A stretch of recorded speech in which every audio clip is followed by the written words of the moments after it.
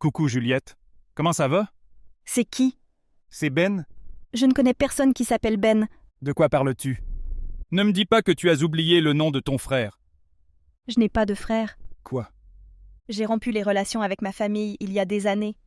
Donc je n'ai pas de famille. Arrête d'être ridicule. Je suis ton frère et c'est la vérité. Nous serons toujours une famille, peu importe ce que tu dis ou fais.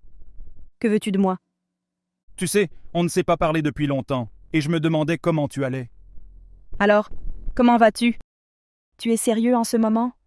Parce que je n'ai rien à partager avec toi. Oh allez, ne sois pas comme ça. Maman et papa veulent te voir aussi. Pourquoi ne viens-tu pas nous rendre visite? Es-tu fou? Tu sais que c'est vous, Tree, qui m'avez chassé de la maison il y a 5 ans et m'avez laissé à la rue, n'est-ce pas? Tu as oublié cela? Qui se soucie du passé? Et tu dois admettre que c'était une très bonne expérience pour toi après tout, n'est-ce pas? Comment cela aurait-il pu être une bonne expérience pour moi? Tu as une idée à quel point c'était dur pour moi? Oui, ça a dû être très dur pour toi.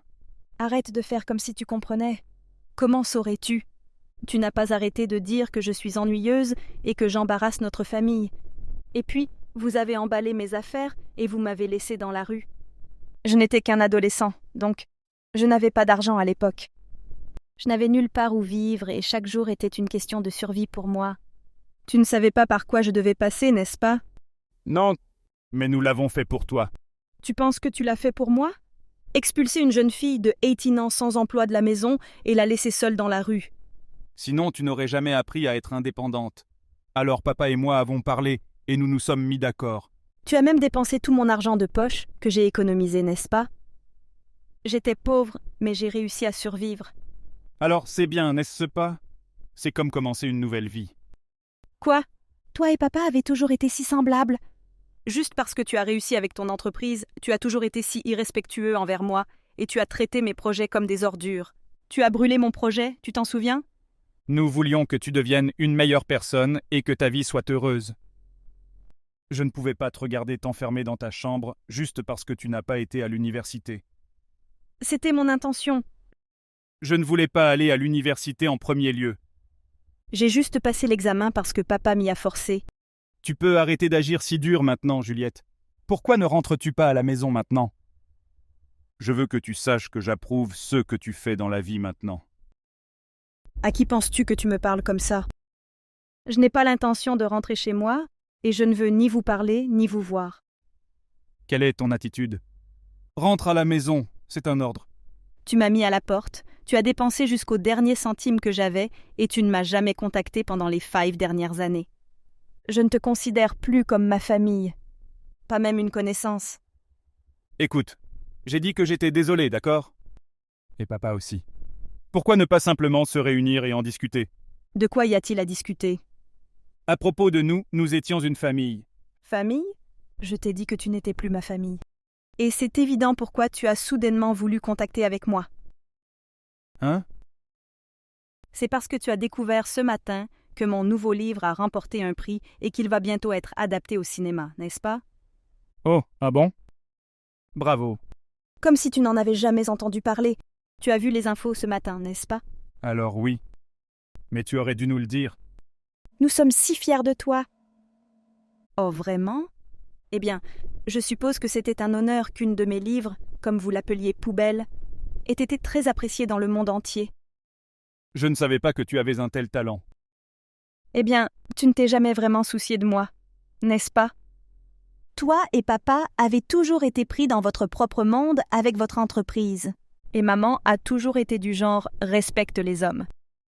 Donc aucun de vous ne s'est jamais soucié de mes intérêts ou de quoi que ce soit. Mais puisque vous n'êtes plus ma famille, je n'ai plus à me soucier de vous non plus. Cela le rend égal. Au revoir. Attends, nous devons célébrer ton prix.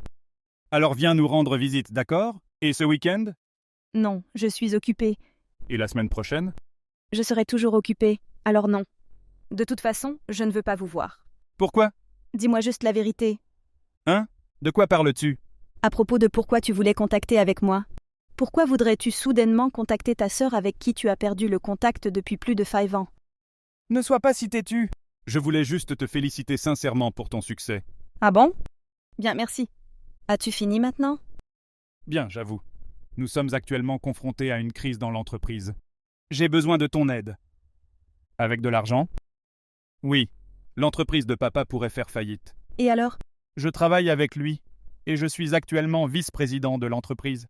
Mais je dois dire que les affaires ne vont pas très bien. Tu viens de remporter un prix de livre et ton livre va bientôt être transformé en film, n'est-ce pas? Tu dois donc avoir beaucoup d'argent en ce moment. Tu peux m'en prêter? Je savais que c'était la raison pour laquelle tu m'avais contacté en premier lieu. Je suis désespéré. Nous sommes une famille, non? Comment est-ce arrivé de toute façon? Ce n'est pas de ma faute. Laisse-moi deviner, tu as commencé à avoir des problèmes dès que tu as commencé à diriger l'entreprise, hein? C'est en partie vrai, mais je ne peux pas être blâmé pour ce gâchis. Mes clients étaient tous des idiots et ils m'ont laissé une mauvaise réputation. C'est parce que tu es tellement égoïste. Excusez-moi? Aucun de tes clients ne pouvait plus te faire confiance, et ils ont donc tous demandé de rompre le contrat avec toi, n'est-ce pas? On dirait que tu n'avais pas le talent pour diriger ta propre entreprise après tout. Silence. Comment le sais-tu? Comment pourrais-je savoir quelque chose sur toi? Je n'ai pas la moindre idée de ce qu'une personne égoïste et arrogante comme toi a en tête. Quoi qu'il en soit, je connais la vérité. À propos de quoi? La vraie raison pour laquelle j'ai été virée de la maison, ce n'était pas l'idée de papa. C'était la tienne, n'est-ce pas? De quoi parles-tu? Je ne te l'ai pas dit, mais j'ai reçu un appel de maman environ 1 an après avoir été virée. Elle m'a présenté ses excuses, et elle m'a dit que tu avais persuadé papa de se débarrasser de moi, et qu'elle pense que tu as fait ça parce que tu voulais l'héritage de papa, rien que pour toi. Ce n'était pas mon intention. Je veux dire, ça a du sens maintenant. Mais je m'en fous, prends ce que tu veux. Quoi qu'il en soit, je suis à peu près sûre qu'au moment où tu reprends l'entreprise de papa, elle va tout de suite faire faillite. Silence. Donne-moi juste de l'argent, d'accord? J'ai encore une chance. Si je surmonte cela, je peux encore réussir. Au pire, je peux simplement exclure tous les membres du personnel qui travaillent pour moi. Pas étonnant que l'entreprise ne travaille pas avec toi en tant que vice-président.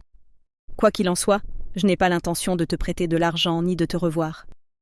Au fait, as-tu même lu mon livre? Non, je ne l'ai pas fait. Je viens de voir les infos aujourd'hui alors. Je le savais. Si tu l'avais lu, tu ne m'aurais pas contacté. Que veux-tu dire? J'ai tout écrit sur ce que tu m'as fait dans le passé dans ce livre. Comment tu m'as intimidé quand j'étais enfant et tout.